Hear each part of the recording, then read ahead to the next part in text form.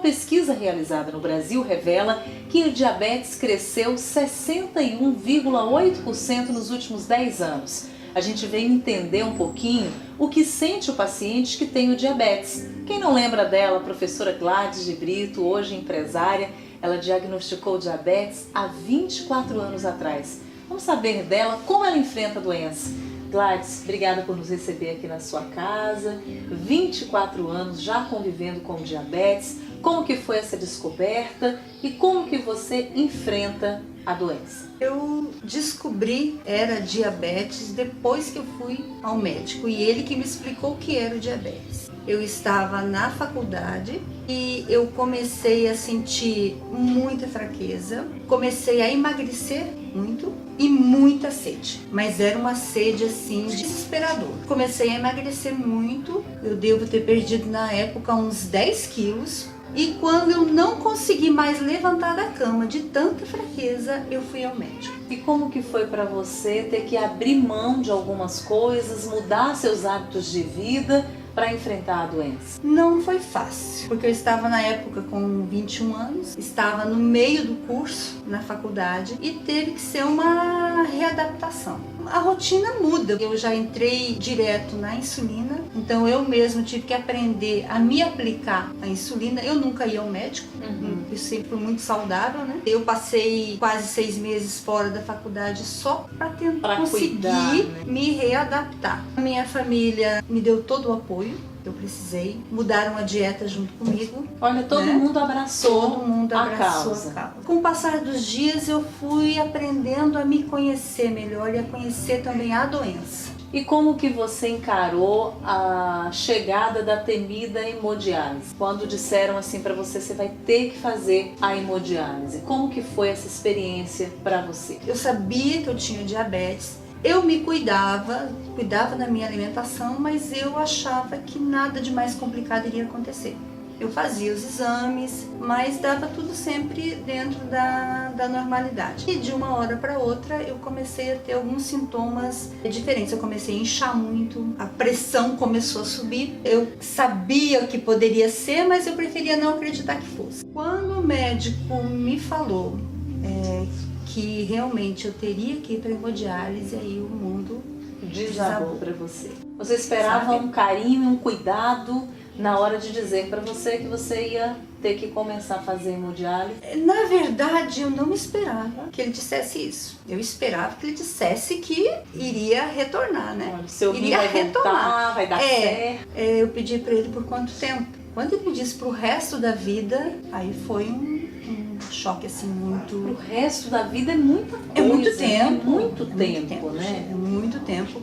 E aí é que eu achei que faltou um pouco de tato para comunicar isso ao paciente, porque afinal de contas é sobre a vida de alguém que você tá falando, né? No outro dia já me colocou o catéter, né? E no dia seguinte eu já fui para a primeira sessão de hemodiálise. O que você viu lá nessa sessão de hemodiálise? Além de fazer o procedimento, você viu outras pessoas fazendo? Como que elas encaravam a sessão de hemodiálise? Nos primeiros dias eu ainda fui meio mal para a sessão. E eu sinceramente tinha um pouco de medo de sabe quando você não quer ver o que acontece? Meu irmão me levou as 2 primeiras vezes, na terceira vez eu já fui com o pessoal que vai com a van. E ali eu já comecei a conviver com outras pessoas e ouvir histórias. E eles me ajudaram muito a me fortalecer para enfrentar. Enquanto eu fiz hemodiálise ali, às vezes eram 2 pessoas por semana que acabavam falecendo. Eu consegui fazer a fístula uma vez e catéter eu coloquei 7 pelo corpo. Hoje você faz todo o procedimento da hemodiálise em casa, com uma máquina na sua casa. Exatamente. Quando a minha fístula parou de funcionar, os médicos disseram que eu não teria mais como fazer hemodiálise. Eu poderia fazer se eu continuasse colocando catéter, mas como já não tinha mais espaço para colocar o catéter, eu sabia que não ia ter 2 meses de vida, não tinha mais do que isso. Quando o médico me deu essa possibilidade de tentar fazer a peritoneal, foi ali que eu encontrei a solução. No fim do túnel.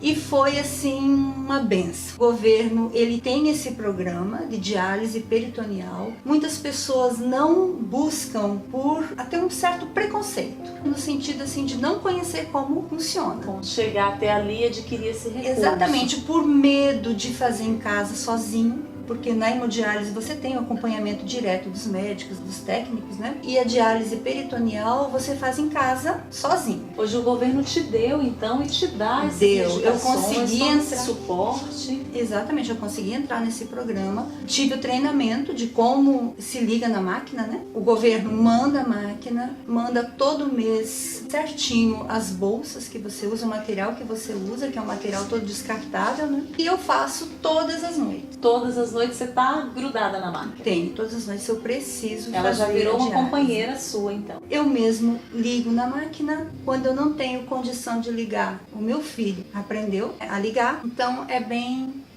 Tem noite que não dorme direito, tem noite que dorme mais tranquilo, mas também tudo é uma questão muito psicológica, da maneira como você encara. Exatamente. Você trocou os técnicos de enfermagem de lá, onde você fazia hemodiálise, pela presença do teu filho, pela presença da tua mãe, pela presença da tua família. São eles, então, que te ajudam ali para administrar os medicamentos e a máquina quando você precisa. A minha família é o meu tratamento. Meu pai, minha mãe, meus filhos, são os meus 2 rins que eu não tenho. Se eu estou aqui hoje, se eu estou viva, se eu estou bem, é graças a ele. A máquina é só um detalhe.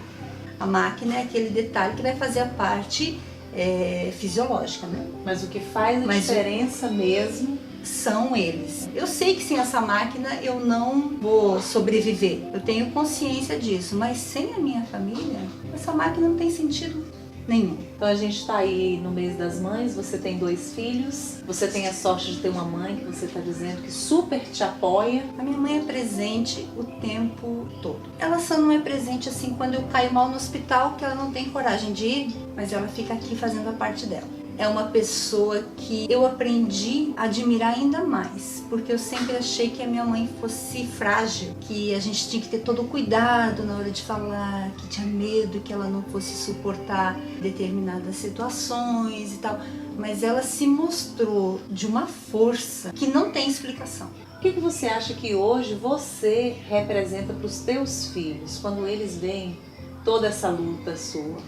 Essa minha luta é por causa deles. São uns momentos assim mais difíceis que eu me encontrei, era neles que eu pensava, em todos os momentos. É incrível como todo o restante perde o valor. Você começa a perceber assim o que realmente vale a pena cada momento que você passa. As imagens que vinham na minha cabeça eram de momentos que eu passava com eles. Hoje ainda mais eu sei que ele precisa muito de mim. E cada vez que eu tô meio caída, é nele que eu me apego. Meu filho é autista, ele tem em mim uma força muito grande, então eu preciso estar presente ao lado dele. A minha filha é uma pessoa encantadora e me deu 3 presentes que são os netos. Que são os meus netos. E as avós são mães 2 vezes. Nossa, e eu quero ver esses meninos crescerem. Eles... Quando eu tô caidinha, eles vêm e vovó e me puxa, me levanta e todo o exercício que eu faço é em função deles. Para as mães que reclamam dos filhos, para os filhos que reclamam das mães, para aqueles que reclamam da vida por coisas pequenas ou grandes, qual é a sua mensagem? O amor de uma mãe por um filho, ele surge na hora que a mulher descobre que está grávida. Naquele momento nasce um amor assim que é incondicional. Eu acho assim que a ligação de uma mãe com o filho é para a eternidade. O que eu posso fazer pelos meus filhos é tentar ensinar, tentar passar o que eu sei, o que eu aprendi sobre a vida, o que eu acho que seja a vida, para que depois que eu já não estiver mais aqui, eu permaneça na cabeça deles através desses ensinamentos que eu passei para eles. O que eu sinto pela minha mãe eu acredito que eles sintam por mim. E eu sou capaz de fazer por eles tudo o que a minha mãe é capaz de fazer por mim. Hoje eu tenho consciência disso, porque eu sou filha e eu sou mãe. E a avó também, né? A avó é um caso à parte, porque ali é um amor que não sei. Quando você for vovó, você vai entender o que é você ouvir assim, vovó, é fora do normal. Porque o filho, a gente tem aquela responsabilidade de educar.